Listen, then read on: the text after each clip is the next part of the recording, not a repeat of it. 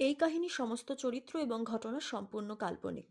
বাস্তবে জীবিত বা মৃত কোনো ব্যক্তি অথবা কোনো ঘটনার সাথে এর মিল থাকলে তা সম্পূর্ণ অনিচ্ছাকৃত এবং কাকতালীয়। ব্যবহৃত অপ্রাকৃত এবং অলৌকিক ঘটনাক্রম পরিবেশনার উপক্রম মাত্র। কুসংস্কারে বিশ্বাস করবেন না, কুসংস্কার ছড়াবেন না।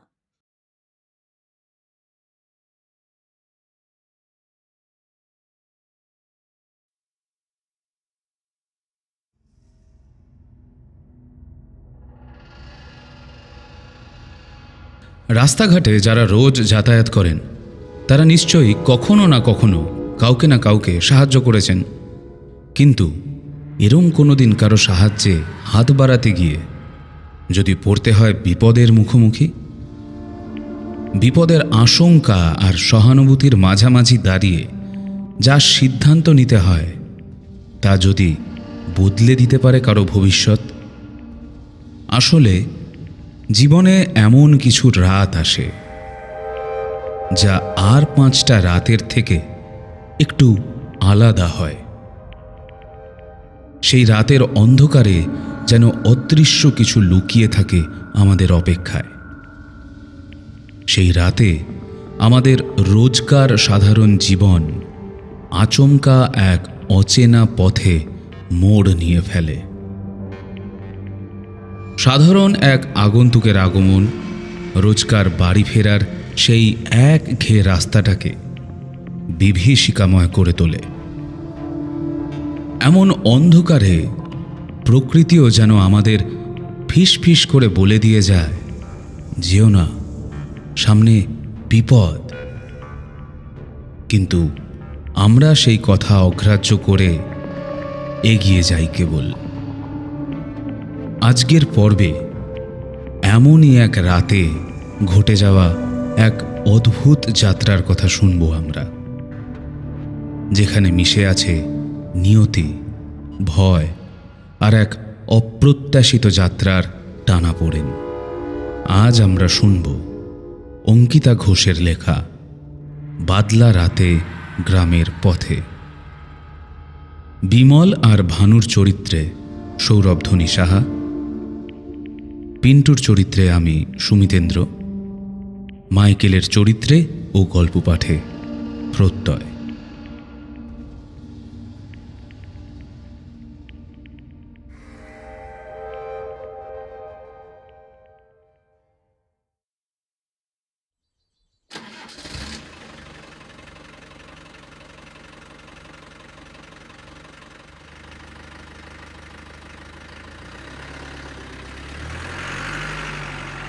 মদের নেশায় চুর হয়ে বিমল আর পিন্টু গাড়িতে স্টার্ট দিল।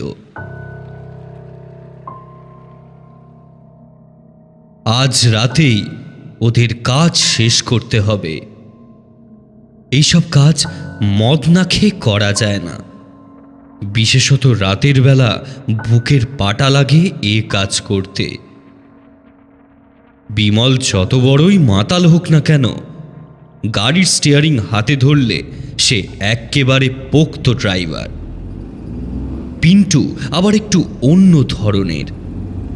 মোট কথা চলতি বাংলায় তাকে খিল্লিবাজ বলা যায়। রাত তখন 12:30। গাড়ি নিয়ে তারা এগিয়ে চলেছে তাদের গন্তব্যের দিকে। হেডলাইটের ক্ষীণ আলোয় কেবল সামনের সরু খানাখন্দে ভরা পিচ ঢালা রাস্তা আর মাথার উপর ঝুঁকে পড়া গাছগুলোর ডালপালা দেখা যাচ্ছে। এদিকে ওদিকে কিছু বাড়িঘর আর দোকানপাট অন্ধকারে গা ঢাকা দিয়ে দাঁড়িয়ে আছে নীরব পাহারাদারের মতো।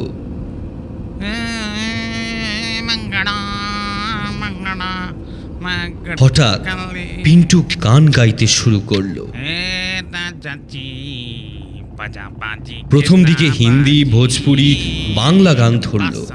তারপর হঠাৎ একেবারে পাকা ওস্তাদের মতো সরগম সাধতে শুরু করলো। আসলে মাতালের মতিগতি বোঝা দেয়। আরে বোকা, গার ধা কোথায় গেল? ও আমি গাইব না। কেন গাইবি না কেন? গাইবি না কেন?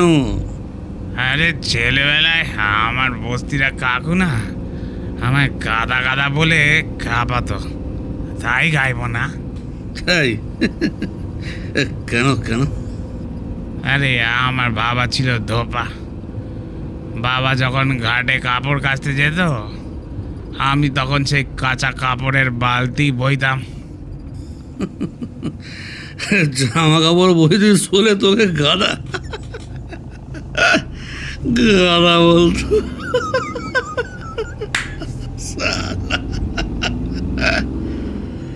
এই সালা, এই শোন, আসবি তো এক লাত্তি মেরে একেবারে গাড়ি থেকে বার করে দেবো, কিন্তু বলে দিলাম রানিং গাড়ি থেকে ফেলে দেবো। হ্যাঁ, গাধা গাধা পিন্টু। আচ্ছা, আমাকে একটা কথা বল। হ্যাঁ, বলছি তোকে গাধা বললে তোর অপমান হবে না গাধার? এই সালা মেরে দেবো কিন্তু বলছি। হ্যাঁ, ভালো হচ্ছে না বিমল, সালা সুপারি কোথাকার। আসবি না একদম, চুপ কর বলছি, নাহলে কিন্তু ফেলে দেবো একদম, রানিং গাড়ি থেকে ফেলে দেবো। হ্যাঁ, আরে আমি পড়ে গেলে গাড়িটা কে চালাবে শুনি? হ্যাঁ, তোর গাধা। কেন আমি চালাবো? আমি আছি কি করতে? এই শোন, পেটে মদ পড়লে না আমি প্লেনও উড়িয়ে দিতে পারবো। তো ডপের গাড়ি আর কি এমন ব্যাপার দেখবি? স্যার স্যার স্যার, আমি চালাবো, আমি গাড়ি চালাবো। এই কি করছিস? ছাড় বলছি। আরে অ্যাক্সিডেন্ট হয়ে যাবে কিন্তু। দেখ আমি চালাতে পারি, দেখ পুরো করে মাইরি বলছি পিন্টু, এসব করিস না। আচ্ছা আচ্ছা বাপ, আমি আর হাসবো না। আরে ছাড় এখন। দে দে। আরে এটা প্লেন নয় পিন্টু, তুই স্টিয়ারিং ছাড়, না হলে আমরা মারা পড়বো। দে না, এই সালা দিবি না তো, দিবি না তো? এই নে। ওরে পিন্টু হঠাৎ একটা ঘুষি চালিয়ে দিল বিমলের নাকে।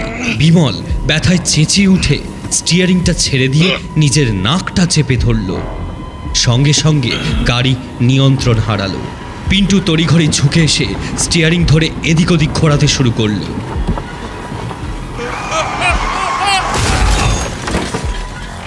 ছোট চাকার মালবাহী গাড়িটা নিয়ন্ত্রণ হারিয়ে টাল খেতে খেতে সোজা গিয়ে ধাক্কা মারল রাস্তার ধারে একটা গাছের গুঁড়িতে। নিশুতি রাতের নিস্তব্ধতা ভঙ্গ করে ঘটে গেল একটা বিরাট দুর্ঘটনা।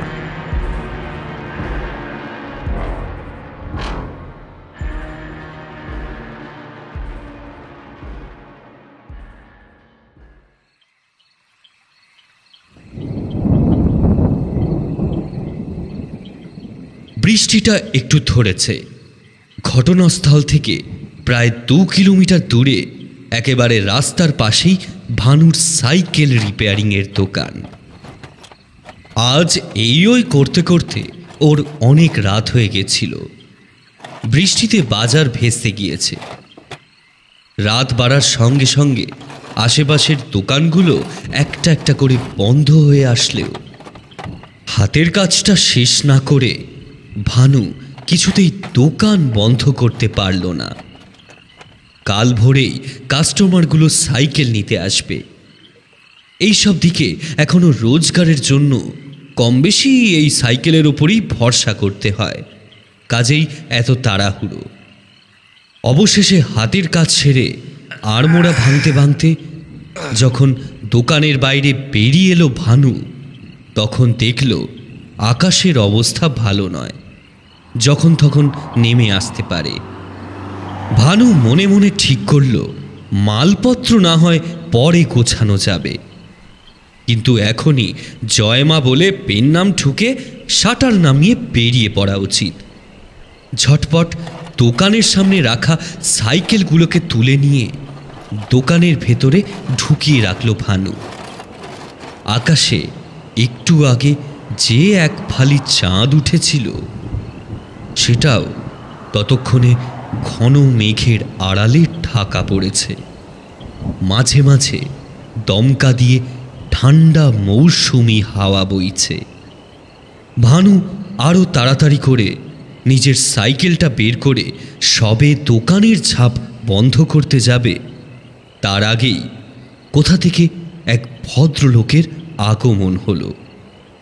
আমায় একটু সামনে অবধি এগিয়ে দেবে ভাই? চমকে পিছনে ফিরল ভানু। আসলে এই সময় এখন আর কাউকে সে আশা করেনি। বাজার চত্বর তখন একেবারে শুনশান। তা দিয়ে কেবল দু একটা গাড়ি হাই স্পিডে মাঝে মধ্যে পেরিয়ে যাচ্ছে। ভানু দেখল একজন বেশ দীর্ঘকায় রুগ্ন চেহারা মতো লোক তার দোকানের সামনে এসে দাঁড়িয়ে রয়েছে। ভদ্রলোকের মুখে কোনো দাড়ি নেই, চুল নেমে এসেছে কাঁধ অবধি। পরনে আলখাল্লার মতো ঢলঢলে একটা সাদা পাঞ্জাবি আর পায়জামা জাতীয় কিছু একটা হবে। ভানু বলল, আপনি কে বলেন তো? আমার নাম মাইকেল অনাদি, সেন্ট জনাথনে থাকি। ও, ওই যে ওই কুটি বাড়ির মোড়ের দিকে যে রাস্তাটা গেছে, সে রাস্তার শেষে যে অনাথ আশ্রমটা পড়ছে, সেটা বলছেন তো? হ্যাঁ, কিন্তু আমি তো ওই দিকে যাচ্ছি না দাদা, আমি যাবো আমার বাড়ি উলিনাটি। আপনার ওই জনাথন আশ্রম তো একেবারে উল্টো পথে পড়বে। না না, আমি আশ্রমে যাব না। তবে কোথায় যাবেন? তোমার গ্রামের দিকেই, পুলিহাটি আগেই আমি নেমে যাব।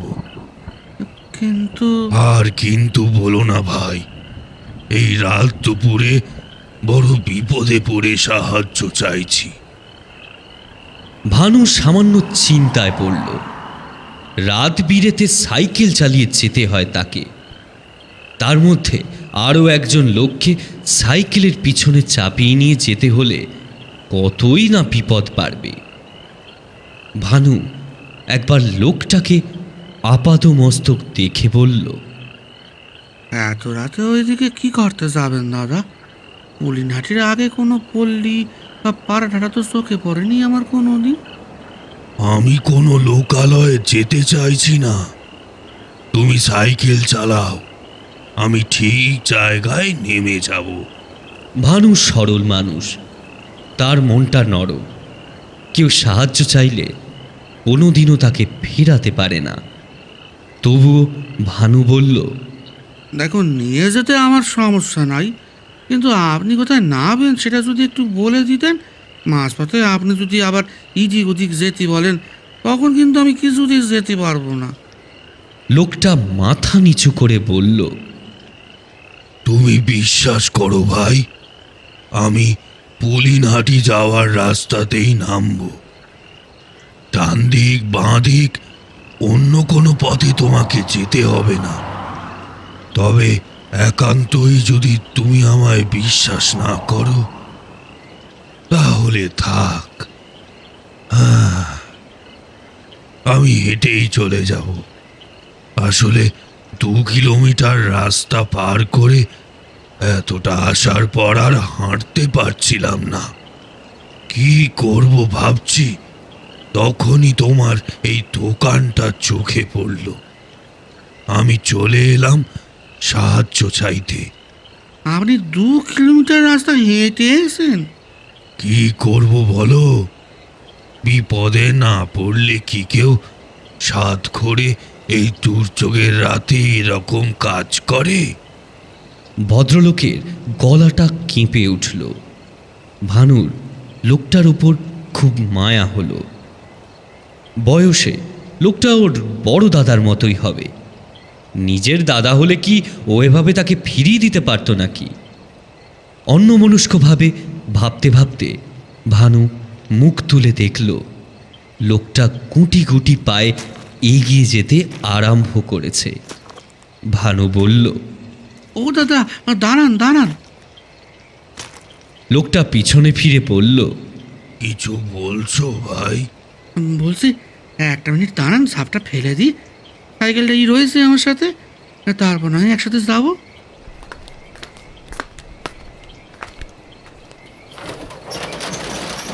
ভানু দোকানের ঝাঁপ ফেলে নিজের সাইকেলটা নিয়ে এগিয়ে গেল লোকটার দিকে। ততক্ষণে হাওয়ার গতি সামান্য বেড়েছে। মাঝে মধ্যে টিপ টিপ করে বৃষ্টির ফোঁটা পড়তে শুরু করেছে। ভানু বলল, আবার বোধহয় সন্ধ্যের মতো ঝেপে আসবে, এই সুযোগে বেরিয়ে পড়ি, চলুন, করে টানবো সাইকেল। লোকটা ভানুর পিছনে উঠে বসল। সঙ্গে সঙ্গে ভানুর সাইকেল চলতে শুরু করল। পিচের রাস্তাটা যেখান দিয়ে গ্রামের বুক চিরে চলে গেছে সেখানেই বাজার বসে। এখন রাস্তাটা একেবারেই ফাঁকা, দোকানপাট সব বন্ধ। মাথার উপরে আকাশ ভারী হয়ে আছে। দূরে কোথাও কোথাও বিদ্যুতের নিঃশব্দ আলো মাঝে মধ্যে ঝলকে উঠছে। সাইকেল কিছু দূর এগোতেই হঠাৎ মেঘের গর্জন শুরু হলো। ভানু বলল, সর্বনাশ করেছে, কি করি বলুন তো দাদা? সাইকেল নিয়ে ফিরে যাবো দোকানে? ওইখানেই বলুন কিছুক্ষণ আমরা বসে অপেক্ষা করব, তারপর বৃষ্টি থামলে বেরোবো। হ্যাঁ, কি বলেন?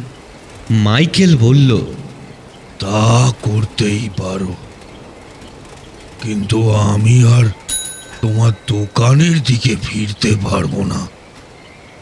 যে করেই হোক আমাকে আজ রাতেই ওখানে পৌঁছতে হবে। লোকটার কথায় ভানুর দোনোমনোটা কাটল। সেও আর ফিরে গেল না, সাইকেলের গতি বাড়িয়ে দিল।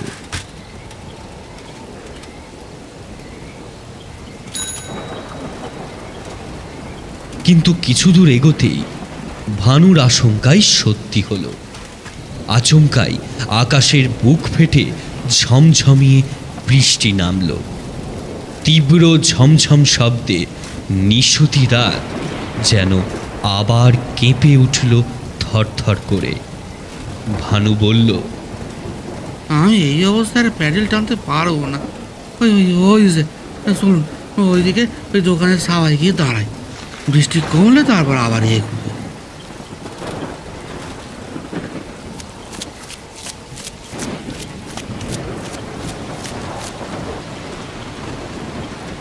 ভানু একটা বন্ধ দোকানের সামনে গিয়ে সাইকেল থামালো। দুজনেই নেমে পড়ল সাইকেল থেকে। বজ্রবিদ্যুৎ সহ অঝরে পড়ে চলেছে বৃষ্টি। ভানু দেখল মাইকেলের মুখটা হঠাৎ ফ্যাকাশে বর্ণ ধারণ করেছে। ভানু মনে মনে ভাবল যে অবস্থার অবনতি দেখে লোকটা নিশ্চয়ই চিন্তায় পড়েছে। সে তাকে আশ্বস্ত করার জন্য বলল, দাদা, আপনি চিন্তা করবেন না, বৃষ্টি থেমে গেলেই আমরা রওনা দেব। মাইকেল বলে লোকটা কোনো উত্তর দিল না। ভানুর মনে এবারে অন্য ভাবনা এলো। একটা সন্দেহের বীজ পাকতে শুরু করলো মনের ভিতরে। লোকটাকে বেজায় অদ্ভুত মনে হচ্ছে ওর। কুলিনহাটির দিকের রাস্তা সে ভালো করেই চেনে। ওদিকে ফাঁকা ফাঁকা জমি, ঘন ঝোপঝাড় জঙ্গল, গোরস্থান আর কাঁচা রাস্তা ছাড়া কিছুই নেই। তাহলে এই ভদ্রলোক রাত দুপুরে মরিয়া হয়ে সেদিকে যাচ্ছেন কেন? লোকটা চোর ডাকাত নয় তো? সর্বনাশ, এটা কেন এতক্ষণ ভেবে দেখেনি ভানু? যদিও ওর কাছে তেমন টাকা পয়সা নেই, শুধু বিয়ের আংটি আর গলায় একটা পাতলা সোনার চেন আছে। তাই বা কম কি, চোরের চুরি করার জন্য এই অনেক।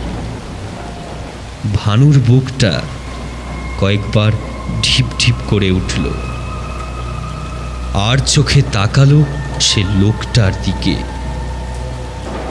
আর তখনই ভানুর বুকের রক্ত হিম হয়ে গেল। সে দেখল মাইকেলও এক দৃষ্টিতে এতক্ষণ ধরে তাকিয়ে রয়েছে ভানুর দিকে। ঠোঁটের কোণে লেগে আছে অস্বাভাবিক একটা হাসির রেখা। চোখ দুটো কেমন যেন চকচক করছে মাইকেলের। ভানু চেষ্টা করেও স্বাভাবিক থাকতে পারল না। লোকটার ঠোঁটের উপর ভেসে থাকা বিশ্রী মৃদু হাসিটা যেন ভানুর শরীরে কাঁটার মতো বিঁধতে লাগল। এবারে লোকটা ধীরে ধীরে ভানুর আর একটু কাছে এগিয়ে এসে বলল, কি ভাবছ আমি চোর? কথাটা শুনে ভানু বেশ ঘাবড়ে গেল। ভদ্রলোক কি অন্তর্যামী? তাহলে সে কি করে বুঝল যে ভানু মনে মনে কি ভাবছে? অন্যদিকে ঝড় বৃষ্টিও বাড়ছে। মাইকেল বলল, চিন্তা করো না, আমি চোর ডাকাত নই। চোর ডাকাত বিপদে পড়ে না, বিপদে ফেলে। আর আমাকে দেখে আশা করি তুমি বুঝতেই পারছো যে আমি একখানা ভয়ঙ্কর বিপদের সম্মুখীন হয়েছি। ভানু চেয়েও কোনো কথা বলতে পারল না। মাইকেলের চোখে মুখে নেমে এসেছে গম্ভীর ভাব। এরকম মুখের ভাবের সামনে দাঁড়িয়ে তর্ক করা যায় না। মাইকেল আবার বলল, ভয় পেও না, শুধু বৃষ্টি কমলে আমায় পৌঁছে দাও, তাহলেই দেখবে তোমার কোনো বিপদ হবে না। কথাটা শুনে ভানু মনে মনেই ভাবল, লোকটা বলছে পৌঁছে দিলে কোনো বিপদ হবে না, কিন্তু যদিও না পৌঁছে দেয় তাহলে তাহলে কি? ঠিক এই সময় মাইকেল ভানুর কানের কাছে মুখটা নামিয়ে এনে ফিস ফিস করে বলল, কাছে তুলে মই কেড়ে নিলে বিপদ হবে বই কি। মাইকেল হেসে উঠল। এই বৃষ্টির মধ্যেও ভানুর কপালে বিন্দু বিন্দু ঘাম জমে উঠেছে। এত ভয়? তোমায় দেখে তো এত ভীতু মনে হয়নি ভানু। আপনি মানে আমার নাম কি করে, মানে আমার নাম তো আপনার জানা। তুমি সব বিষয়ে খুব ভয় পাও, তাই না? আরে বাবা, তোমার সাইকেলের দোকানের উপর টিনের বোর্ডটাতে কি লেখা রয়েছে? হ্যাঁ, ভানুর সাইকেল রিপেয়ার শপ। আর তুমি দোকানের ঝাঁপটা টেনে বন্ধ করলে দেখলাম। দোকানটা যে তোমার আর তুমি যে ভানু, এটা বুঝে নিতে কি ম্যাজিক জানতে হয় না তন্ত্র মন্ত্র জানতে হয়? হ্যাঁ, মনে মনে খানিক স্বস্তি পেয়ে ভানু একটু বোকার মতো হাসল। কিন্তু তখনই কথাটা বলে মাইকেল লোকটা ভানুর কাঁধে হাত রাখল। তার হাতের শীতল স্পর্শ ভানুর হাড় অবধি কাঁপিয়ে দিল। সে বলল, তুমি বড্ড সরল। যাক, বৃষ্টি একটু ধরেছে, এখনই বেরিয়ে না পড়লে ঠিক সময় গোরস্থানে পৌঁছতে পারবো না। গোরস্থান? এত রাতে গোরস্থানে যাচ্ছে কেন এই লোকটা? ভানু সচকিত দৃষ্টি নিক্ষেপ করে মাইকেলকে উদ্দেশ্য করে বলল, আপনি গোরস্থানে মানে ওই খবরখানে এত রাতে? অতিরিক্ত প্রশ্নের উত্তর আমি তোমায় দিতে পারবো না ভানু। মাইকেল সামান্য ধমক দিয়ে কথাটা শেষ করল। ততক্ষণে ভানুর গলা শুকিয়ে কাঠ হয়ে গেছে। মনে মনে ভাবছে, এই লোকটাকে সাহায্য করতে গিয়ে ও নির্ঘাত কোনো বড় বিপদে পড়তে চলেছে। আজ রাতে মানে বাড়ি ফিরতে পারলে হয়। না, এবারে যত তাড়াতাড়ি সম্ভব এই আপদ বিদায় করতেই হবে। ভানু প্রায় অস্ফুট ক্ষীণ স্বরে বলল, বৃষ্টি যখন একটু ধরেছে তখন এখনই বেরিয়ে পড়ি, চলুন। আপনাকে নামিয়ে খানিক হালকা হয়ে আমিও বেরিয়ে যাব। হ্যাঁ, সেই তো। এই মস্ত বড় বোঝা কিনা, মনে মনে আপদ বলে আমায় গাল মন্দ করছো, তাই না? ধরা পড়ে যাওয়া চোরের মতো ভানু প্রস্তর খণ্ড হয়ে দাঁড়িয়ে রইল। লোকটা মনের কথা এরকমভাবে বুঝে যাচ্ছে কি করে? মাইকেল আকাশের দিকে তাকিয়ে বলল, ভানু, তোমায় আমার আরো একটা কাজ করতে হবে। গোরস্থানে পৌঁছে দিয়েই আমি যেখানে বলবো সেখানেই তোমাকে যেতে হবে। আচ্ছা, বিরক্তিকর ভদ্রলোক তো। একেবারে খেতে পেলে শুতে চায় কাণ্ড। কথাটা ভানু মাইকেলকে বলতে পারত, কিন্তু বলল না।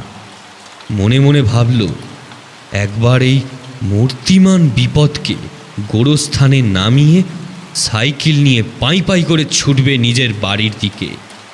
মাইকেল বলল, ওখানে পৌঁছে তোমায় কি করতে হবে আমি সেটা ওখানেই বলে দেব। এখন শুধু শুধু ওই নিয়ে মাথা ঘামিয়ে নিজের মাথাটা খারাপ করো না। চলো বেরিয়ে পড়ি।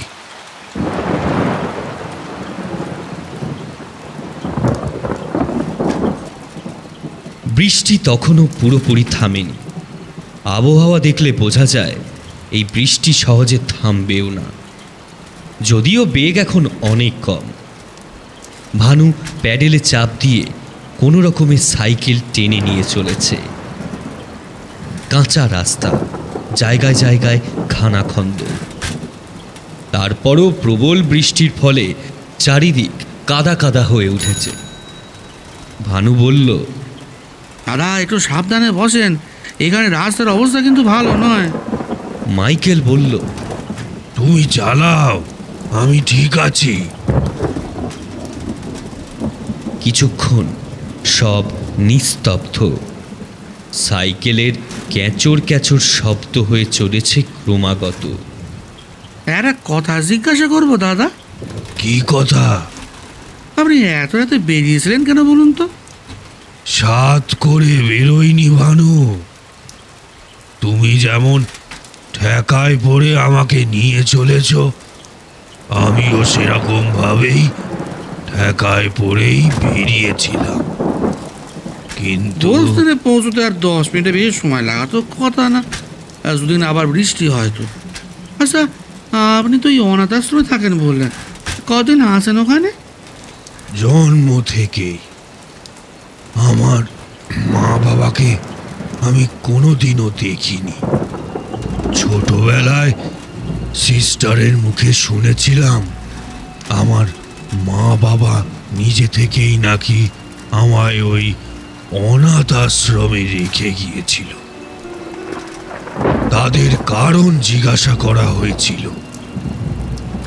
ওরা বলেছিল আমায় মানুষ করার মতো অবস্থা নাকি ওদের নেই। এরপর আমি ওই অনাথ আশ্রমেই বড় হতে থাকি। বড় হওয়ার পর ওই আশ্রমের সঙ্গে এমনভাবে জড়িয়ে গিয়েছিলাম যে কোনো দিনও ওই আশ্রম ছেড়ে বেরোবার কথা মনেও আসেনি। এখন আমার 45 বছর বয়স। নিজে যেমন ওই আশ্রমে বড় হয়েছি, তেমন ভাবে অনেক অনাথ শিশুকে আমি নিজে হাতে মানুষও করেছি। বেশ শান্তিতেই কাটছিল দিনগুলো।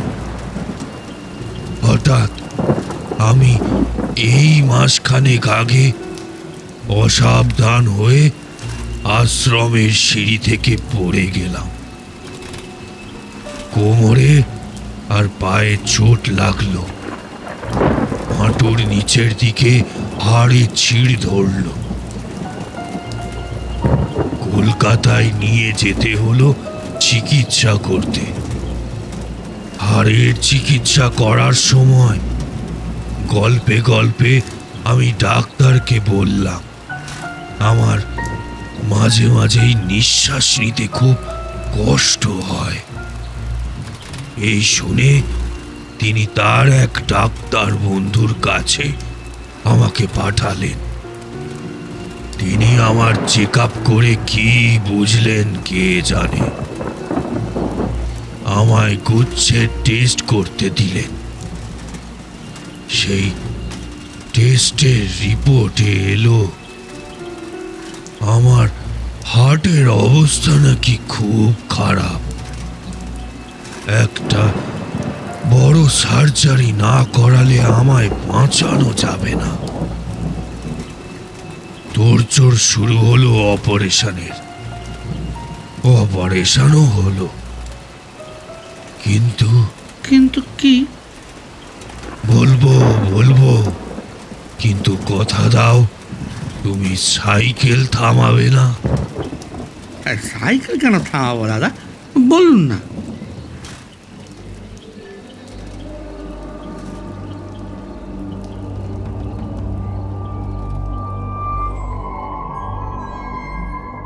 সুস্থ জীবন লাভ করার আশায় আমি অপারেশন করাতে রাজি হয়ে গেলাম। অপারেশন হয়েও গেল। আমার যখন জ্ঞান ফিরল, দেখলাম আমি শুয়ে রয়েছি হাসপাতালের বেডে। গোটা রুমে একটা ডাক্তার বা নার্স নেই। বুকের উপর চাদর সরিয়ে দেখলাম আমার বুকের বাঁ দিকে পট্টি লাগানো আছে। আস্তে আস্তে উঠে বসলাম। আমার খাটের পাশে জানালার দিকে তাকিয়ে আমি দেখলাম সূর্য ধীরে ধীরে মেঘের কোলে ডুবে যাচ্ছে। কি মনে হতে খাট থেকে নেমে উঠে দাঁড়ালাম।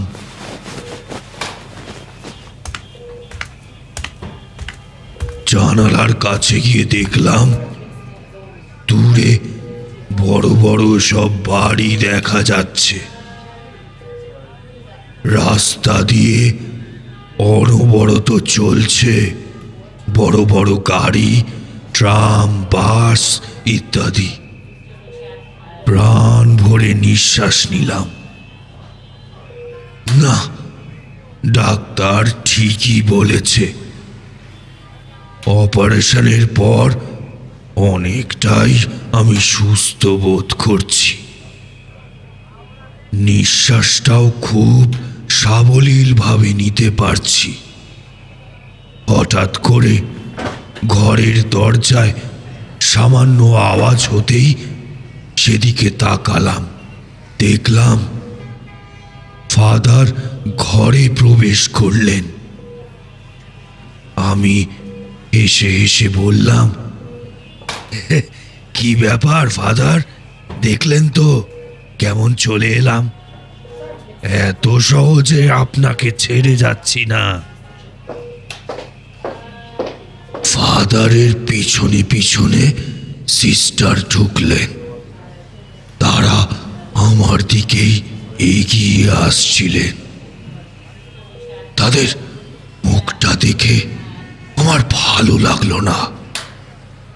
প্রচন্ড কষ্ট চেপে তারা যেন নিজেদের মনের ভাব নিয়ন্ত্রণে আনার চেষ্টা করছেন।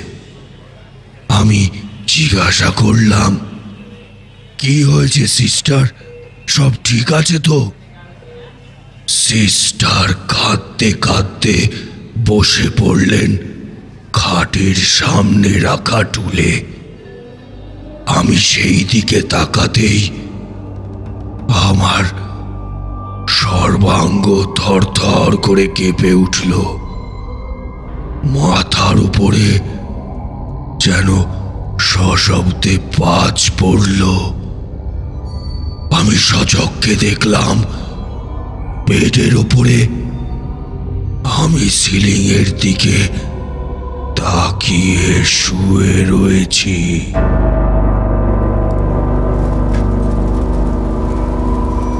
ভানুর মাথা ঘুরে গেল।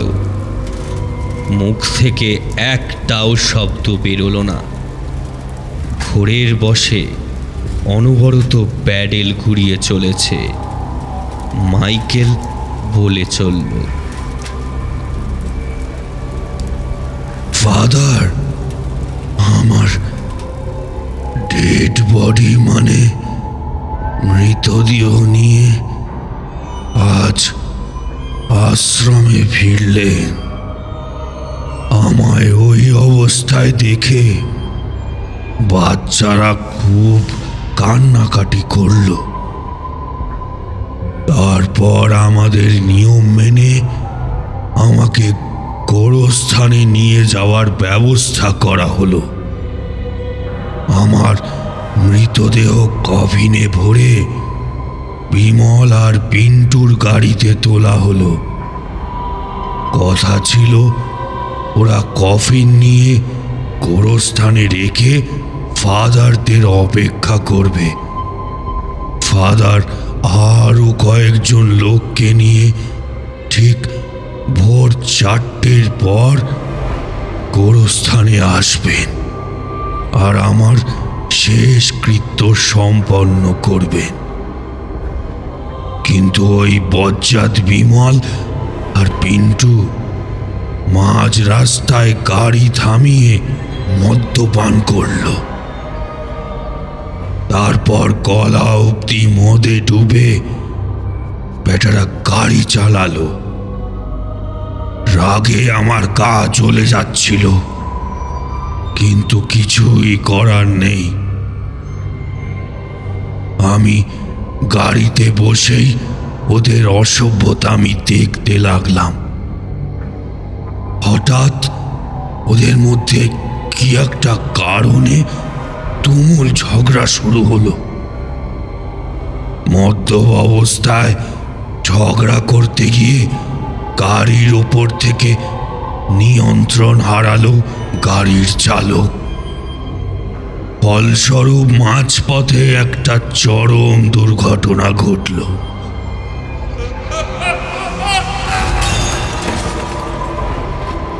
ওই দুর্ঘটনায় বিমল আর পিন্টু মারা গেল। আমি তখন আরো অসহায় হয়ে পড়লাম। কি করব বুঝে উঠতে পারলাম না। কখন কে এসে আমায় উদ্ধার করবে কে জানে। ঠিক সময় মাটি না পেলে যে আমার মুক্তি হবে না, তাই আমি নিজেই এগিয়ে পড়লাম গোরস্থানের দিকে। পথে তোমার সঙ্গে দেখা না হলে আমার যে কি হতো কে জানে। এই ব্যাস ব্যাস, এই তো এসে গেছি, সাইকেল থামাও।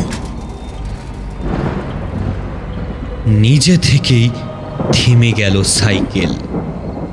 বৃষ্টিও তখন একদম থেমে গেছে।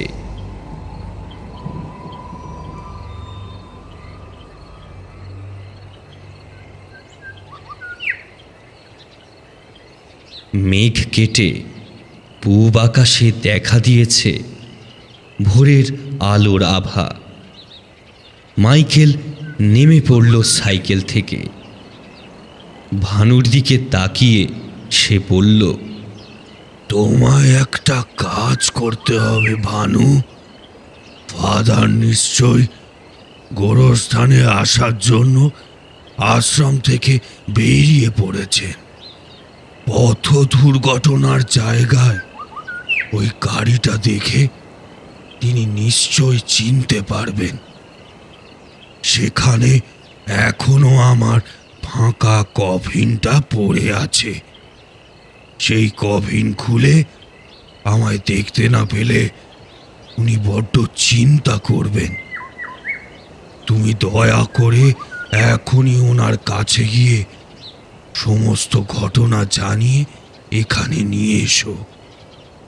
ওনাকে জানিও আমি এই গোরস্থানেই ওদের জন্য অপেক্ষা করছি।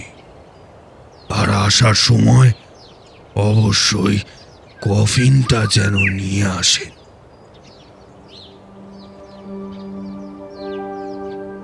মাইকেল কোনো উত্তরের অপেক্ষা না করেই গোরস্থানে প্রবেশ করল। শুধু একবার পিছনে ফিরে ভানুর দিকে তাকিয়ে হাসি মুখে বলল, May God bless you with His love, His grace, and His peace. Amen. কথাগুলোর অর্থ ভানু বুঝল না। চোখের সামনে কেবল মাইকেলের শরীরটা আস্তে আস্তে শূন্যে মিলিয়ে গেল।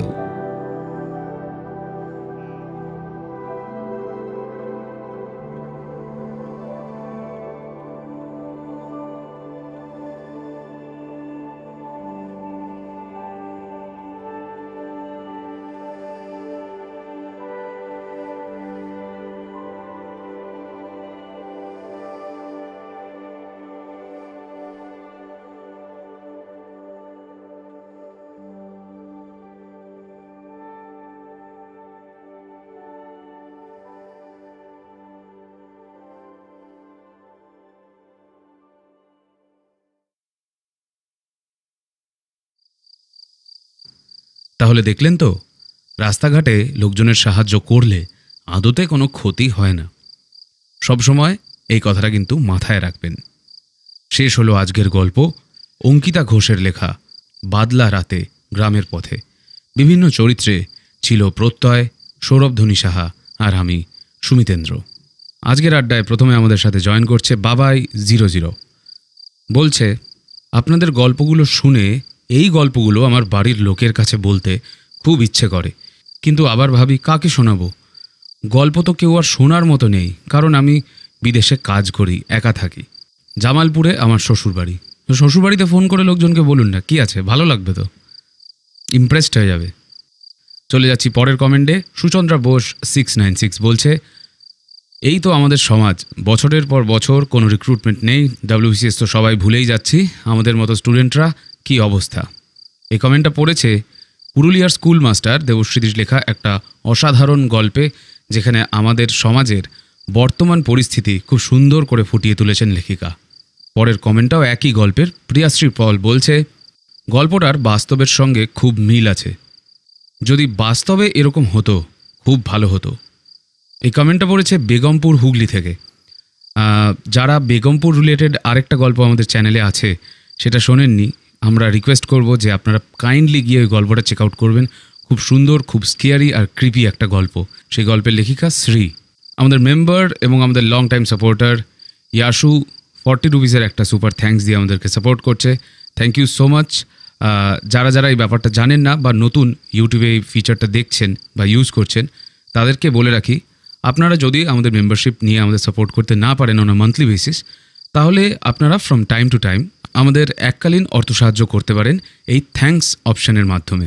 সিম্পলি আপনারা যখন গল্পটাকে লাইভ শুনছেন, প্রিমিয়ারে শুনছেন, সেখানে সুপার চ্যাট ইউজ করতে পারেন, অথবা যখন যে কোনো ভিডিও দেখছেন সেইখানে কিন্তু জাস্ট থ্যাঙ্কস বাটনটা ক্লিক করে অপশানসগুলো চেক করতে পারেন।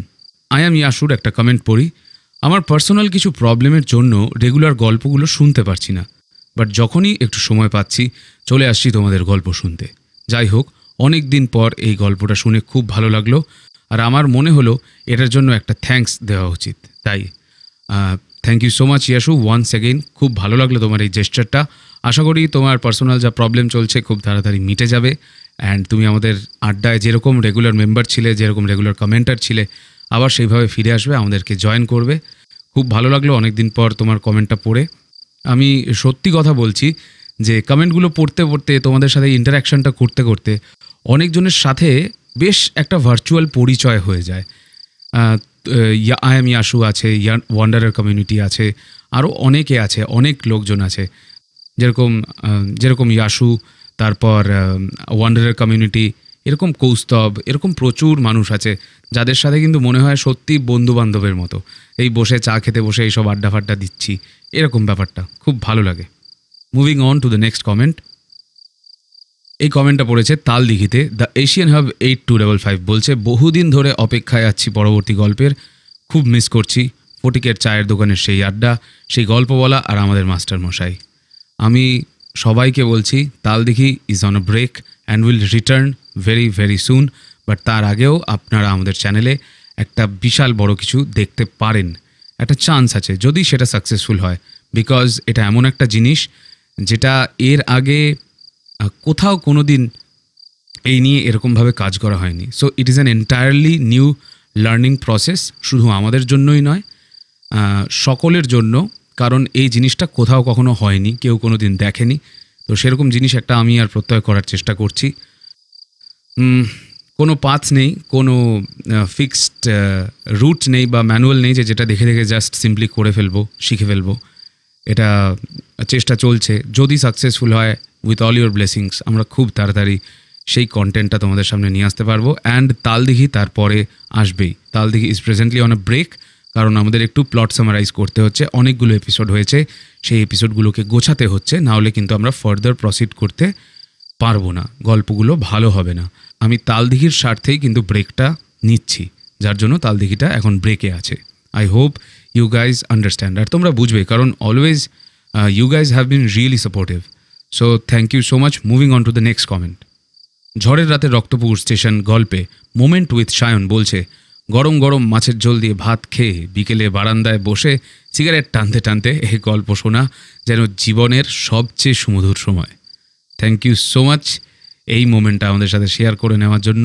আমরা এরকম সবাই বিভিন্ন জন বিভিন্ন রকমভাবে গল্প শুনতে এনজয় করি, মজা পাই, আনন্দ পাই, একটু শান্তি পাই, সব থেকে বড় কথা। আর আমাদের গল্পগুলো ঠিক ওরকমভাবেই তৈরি করা হয়, যাতে আমরা কারুর সাথে কথা না বলে একলা একলা বসে জাস্ট একটা জানলার বাইরে তাকিয়ে বা নিজের মতো যে যেরকমভাবে কেউ কাজ করতে করতে একটু পিস খুঁজে পাই, একটা ট্রান্সে চলে যাই, নিজেদের মধ্যে ডুবে যেতে পারি। আপনারা নোটিস করেছেন কি না জানি না, তবে আমার সাথে এটা ব্যক্তিগতভাবে হয়। আমি যখন এরকম কোনো গল্প শুনি তখন কেমন একটা ভাবে যেন আমার মনের মধ্যেই সিন বাই সিন গল্পটা চলতে থাকে, চোখের সামনে সব কিছু যেন ভেসে ওঠে, যেন আমি ওই জগতেই ডুবে যাই। আসলে এই জগৎগুলো আমাদের মন সৃষ্টি করে, অর্থাৎ এটা আমাদের ভিতরকার জগৎ। এই গল্পের মাধ্যমে আমরা কিন্তু নিজেদের ভিতরের সৌন্দর্যতাটাকেও এক্সপ্লোর করতে পারি। Okay, moving on to the next comment. দেখি, খসড়ামারির অতৃপ্ত কুয়া এই গল্পে এসপি গেমিং 5488 বলছে, আজ গল্পটা শুনে খুবই ভয় ও চরম অভিজ্ঞতা হলো এবং অনেক কিছু কুসংস্কারের ব্যাপারেও জানতে হলো, যেগুলো হয়তো আগে জানতাম না। আমাদের মতো দেশে এমন কিছু জায়গা আছে যেগুলোতে হয়তো এখনও এই রকমের কুসংস্কার মানা হয়। ভাবতেই কেমন লাগে, যেখানে অন্যান্য জায়গায় এত উন্নতি হচ্ছে আর আমাদের চোখের আড়ালে এইসব ঘটনা এখনও ঘটে চলেছে। ধন্যবাদ জানাবো 221B হ্যারিসন রোডের প্রত্যেকটি সদস্যকে এমন একটি ঘটনা মানে গল্প তুলে ধরার জন্য, এবং ধন্যবাদ জানাবো লেখিকা অঙ্কিতা ঘোষকে এরকম একটা দুর্দান্ত গল্প লেখার জন্য। আমি সৌগত, বর্ধমানের কাটোয়া থেকে বলছি, 221B Harrison roads big fan. Thank you so much. আর প্রথমেই এই মেসেজটা আমি কনভে করে দিচ্ছি আমাদের লেখিকা অঙ্কিতা ঘোষকে। I hope she is listening right now. খুব ভালো লাগলো তোমার এই কমেন্টটা পড়ে। আর এটা সত্যি কথা যে এটা আমি বলতে পারছি due to my experience in working in rural Bengal for around 3 years, যে অনেক কিছু জিনিস হয় এখনও এই দেশে এবং এই পৃথিবীতে, আই এম শিওর, যেগুলো আমরা হয়তো বাড়িতে বসে বা আমাদের জীবনের ছোট্ট গণ্ডিটার মধ্যে বসে বিশ্বাস করতে পারবো না। এগুলো সত্যি মানুষের চোখ খুলে দেয়, এগুলো সত্যি মানুষের অভিজ্ঞতাকে অনেক মাত্রায় বাড়িয়ে দেয়। আমি নিজে দেখেছি এখনও কিছু কিছু জায়গা আছে যেখানে মানুষের পা ধোয়া জল অন্য মানুষে খায়, পান করে এবং অত্যন্ত ভক্তি এবং শ্রদ্ধা নিয়ে করে। As disgusting as it may be, but it's a fact. এরকম আরও বিভিন্ন পার্সোনাল এক্সপিরিয়েন্স আমার নিজেরও হয়েছে।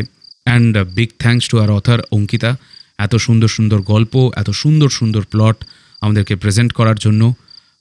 ওর গল্পের একটা বড় ক্যারেক্টার, একটা বড় কোয়ালিটি রাদার আই হচ্ছে যে গল্পগুলোর মধ্যে একটা মারাত্মক টুইস্ট বা একটা খুব সুন্দর প্লটের খেলা থাকে। সেইটা it's really hard to find. খুব ক্রিস্প, খুব ক্লিন রাইটিং, যার জন্য গল্পগুলো আমি ব্যক্তিগতভাবে খুবই এনজয় করি। কালবৈশাখী রাতের অতিথি এই গল্পে চন্দন দাস 7898 বলছে, আমার নাম চন্দন, গল্পটা খুব ভালো লেগেছে, আমি এয়ারপোর্ট থেকে বলছি। এখানে আমার একটা প্রশ্ন আছে আপনাকে। এয়ারপোর্ট থেকে বলতে ভেতর থেকে, বাইরে থেকে, বা এয়ারপোর্ট অঞ্চলে থাকেন, বা আপনি প্লেনে করে কোথাও যাবেন তার আগে শুনছেন, বা কোথাও নেমেছেন লাগেজের জন্য ওয়েট করছেন, সেখানে দাঁড়িয়ে আছেন কোথায়, একটু যদি বলেন ভালো হয় আর কি। I am guessing a lot of things, but আপনি যদি একটু ক্লিয়ার করে বলেন শুনতে ভালো লাগে।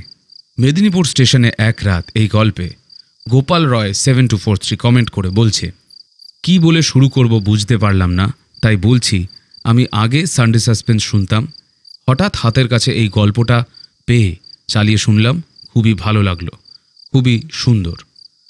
Time stamp 43 minutes 53 seconds। আমি এই গল্পটা শুনে কেঁদে ফেলেছি। লিখতে যদি ভুল হয় দাদা একটু ম্যানেজ করে নেবে, আমি নিচ্ছি, ওই জন্য একটু আটকে আটকে যাচ্ছি। আমার বাড়ি ব্যান্ডেল, হুগলি। তোমাদের গল্পগুলো আমার খুব ভালো লেগেছে, তাই এবার থেকে তোমাদের গল্পগুলো শুনবো। সত্যি বলেছি, খুব সুন্দর হয়েছে। Welcome to the family of 221 B Harrison road, Gopal. আমরা সবাই we are really happy to have you as our listener, as our member. আর আমাদের চ্যানেলে লোকে শুধু গল্প শুনতে আসে না, একটা আড্ডায় জয়েন করতে আসে, একটু মজা করতে আসে, একটু শান্তিতে চিল করতে আসে। উইচ আই অলওয়েজ সে যে আমাদের অডিয়েন্স মোস্ট প্রবলি একটু চিল পাবলিকরাই হয়। So thank you so much. আশা করি you will have a nice journey with us. আমাদের অনেক পুরনো ভালো গল্প আছে, definitely go check them out. Okay, thank you. Okay, moving on to the next comment. আচ্ছা, একটা মজার কমেন্ট পড়ি, কেউ এটাকে অন্যরকমভাবে নেবেন না কিন্তু। যে কেউ যে কোনো পলিটিক্যাল পার্টির সাপোর্টার হতে পারেন, but I really don't care. আমার কোনো হেডেক নেই, কেউ কিছু বললেও আমি জাস্ট কমেন্টটা না পড়লে ডিলিট করে দেবো, যে কোনো পলিটিক্যাল পার্টির কথাই বলছি। বাট এই কমেন্টটা একটু মজার, একটু পড়ে দেখি। হ্যাঁ, কমেন্টের ইউজার নেম থেকেই শুরু করছি, it's very interesting. Jai Hind youth, Jai Hind youth, I guess it's one time হবে, দুবার হয়ে গেছে। বলছে, দাদা আসলে আমিও চাই এই টিএমসি গভর্নমেন্টকে বাংলার ক্ষমতা থেকে সরিয়ে দিতে, কিন্তু সমস্যা হলো বিকল্প নেই। কারণ এখন যদি টিএমসিকে ক্ষমতা থেকে সরিয়ে বিজেপিকে ক্ষমতায় নিয়ে আসি, তাহলে যেটা হবে সেটা হলো তৃণমূল শুধু চুরি করতো আর বিজেপি আসলে শুধু ডাকাতি করবে। অর্থাৎ টিএমসিকে সরিয়ে বিজেপিকে ক্ষমতায় আনলে প্রকৃতপক্ষে চোরকে ক্ষমতা থেকে সরিয়ে ডাকাতকে ক্ষমতায় আনা হবে। তাই এখন আর কোনো অপশনও নেই, একমাত্র কংগ্রেস বা সিপিএম যদি শক্তিশালী হতে পারে তাহলে পশ্চিমবঙ্গে 2011-র মতো রাজনৈতিক পালাবদল সম্ভব। এই কমেন্টের সাথে আমি পুরোপুরি একমত। অত্যন্ত মজার লাগলো কমেন্টটা, আর খুব ভালো লাগলো যে আমাদের চ্যানেলের কমেন্ট সেকশনে লোকজন ওপেনলি এগুলো ডিসকাস করতে পারছে। আমাদের তরফ থেকে এইসব নিয়ে কোনো সেন্সরশিপ থাকবে না। যে পারেন, যাকে পারেন ক্রিটিসাইজ করুন, প্রেজ করুন। আর যদি মনে হয় একেবারে কোনো পার্টির একদম স্পিকারের মতো, ওই তৃণমূলের কুণাল ঘোষের মতো বা বিজেপির শুভেন্দুর মতো কথা বলছেন, তাহলে সেগুলো ডিলিট করে দেবো, কারণ ওগুলো ব্লাইন্ড ইনফরমেশন, ওগুলোকে এখানে পাত্তা দেওয়া হবে না কোনো দিনই, for any party it's applicable. এই কমেন্টে একটা মজার বিষয় আমি যেটা হাইলাইট করতে যাব, পুরোটাই অ্যাগ্রি করছি, বাট 2011 সালে যারা ছিল, যাদেরকে আপনি বিকল্প হিসেবে ধরে নিচ্ছেন, এই সিপিএম বা কংগ্রেস, এরাও এলে খুব একটা লাভ হবে বলে মনে হয় না। কারণ এখন তৃণমূলের গভর্নমেন্ট যদি চোর হয়ে থাকে, এদের ট্রেনিংটা কিন্তু এই সিপিএমই হাতে ধরে দিয়ে গেছে, এবং 34 বছর ধরে আমাদের রাজ্যটাকে one of the most productive states in the country থেকে একেবারে আর কি এই দৈন্য দশায় নিয়ে গেছে। মানে ও লুটে খেয়েছে, এ ঝেড়ে খাচ্ছে আর কি। ও বস্তা খালি করেই গেছে, এ এখন বস্তা নিয়ে খালি ঝেড়ে ঝেড়ে যা পাচ্ছে বার করে নিচ্ছে। এরপরে কি হবে তো আহা ভগবানই জানে। তা যাই হোক, এদের কাউকেই খুব একটা পছন্দ করার মতো কিছু নেই। কেউ যদি কোনো অফেন্স নেয়, কেউ যদি কোনো পলিটিক্যাল পার্টির সাপোর্টার, ফ্যান বয় বা চিয়ারলিডার হয়ে থাকেন, যদি অফেন্ডেড হয়ে থাকেন, I just don't really care. Okay, moving on to the next comment. বেশ মজা লাগলো কমেন্টটা, এরকম কমেন্ট করবেন, আই রিয়েলি এনকারেজ দিস। অভিন্না সিংহ রয় 5832 আমাদের লং টাইম মেম্বার এবং আমাদের কমিউনিটির খুব অ্যাক্টিভ একজন মেম্বার, বলছে, আরে প্রত্যয় দারুণ ব্যাপার তো, শুভ জন্মদিন, খুব ভালো থাকুন, সুস্থ থাকুন, আর 221B হ্যারিসন রোড নিয়ে দেখা আপনার স্বপ্নগুলো সব পূরণ হোক। Thank you so much madam. প্রত্যয়ের বিহাফে আমি আপনাকে একটা থ্যাংক ইউ জানিয়ে দিলাম। প্রত্যয়ও এই কমেন্টটা পড়েছে। In fact thank you so much for letting us know. খুব ভালো লাগে আপনাদের থেকে এই স্পেশাল দিনগুলোতে আপনারা যখন একটু স্পেশাল ফিল করান। সিমিলারলি যুধাজিৎ বাসু বলছে, happy birthday to Pratyay, many happy returns, ভালো থেকো তুমিও, তোমার সব কাছের মানুষ। Thank you so much once again, you guys really make us feel special. Moving on to our last comment by our member Moumita Dasgupta 86। প্রথমেই জানাই প্রত্যয়কে জন্মদিনের অনেক অনেক শুভেচ্ছা, জীবন হোক দীপ্তিময়, আগামী দিনে এরকম আরও গল্প উপহার দিও আমাদের। এবার আসি গল্পে। কি ভালো হতো যদি আমাদের মনের কষ্ট বোঝার মতো সত্যিই জীবনে কেউ হতো। কত ছোট ছেলে মেয়ে শুনি আত্মহত্যা করে, ছোট কেন, বড় এবং সেলিব্রিটিরাও। কেন করে সেটাও রহস্য। এত কষ্ট ওদের, কিন্তু বলার কেউ নেই। বেশ হতো যদি রাখালের মতো কেউ সবার সহায়ক হতো। বেশ লাগলো গল্পটা। পিএস, তবে 3 মাসের শিশুকে যখন বাক্স থেকে উদ্ধার করা হলো তখন একটু ঘাটাঘাটি আওয়াজ, তরঙ্গ খোলার আওয়াজ থাকলে ভালো লাগতো। Personal opinion, and I Sumitendra agree with that. Will take care of that. আমরা আরও ডিটেলে কাজ করার চেষ্টা করছি, চেষ্টা করব আরও ডিটেলসগুলোকে অ্যাড করার। Thank you so much for pointing out.